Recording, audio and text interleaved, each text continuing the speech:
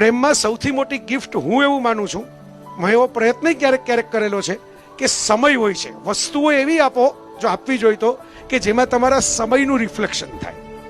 That mean તમે કશુંક select કર્યું છે રસ લઈને, સામી વ્યક્તિનો ટેસ્ટ ધ્યાનમાં રાખીને, એને શું ગમે છે ને શું નથી ગમતું એ ચેક કરીને. હું એમને જ કહેતો કે તમે કઈ રાતોરાત માટીના વાસણો બનાવવા માંડો, સોનાના ઘરેણા બનાવવા માંડો, એ સમય નથી આપવાનો. તમે એમ થાય કે આપણે તો ભાઈ ટ્રેનિંગ લેવા જવાનું છે, એટલે ભાઈ કહેતા હતા ટાઈમ આપવાનો, ટાઈમ પહેલા નહીં, પણ તમે જે સિલેક્શન કરો ને એને ટાઈમ આપો. હું કોના માટે શું લઈ જાઉં છું, કોને શું ગમવાનું, શું ભાવશે, શું ફાવશે, એ સમય આપો. સમય છે ને એક જ વસ્તુ એવી છે કે દુનિયાની ગમે તેટલી ગિફ્ટથી તમે એને ખરીદી શકશો નહીં. અને તમે સૌથી વધારે જેને ચાહતા હો એને જો એ થોડોક આપશો ને તો તમને ચાહત મળે કે ન મળે, પણ આ સંસારમાં આપણે જેટલા 50 વર્ષ 30 વર્ષ 20 વર્ષ કોની પાસે કેટલા દિવસો ને કેટલા મહિનાઓ છે આપણે કોઈ જાણતા નથી.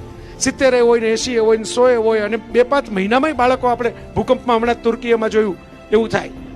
તો તમારા ગમતા વ્યક્તિ સાથે પસાર કરેલો થોડોક સમય છે ને એ આ સંસારના એના થોડાક દુઃખ ઓછા કરશે. આ વરસાદની વાત કરે છે ને એમ ધોધમાર વરસાદ વચ્ચે થોડીક છત્રી હોય, થોડોક કૂણો તડકો હોય એવી અનુભૂતિ આપશે.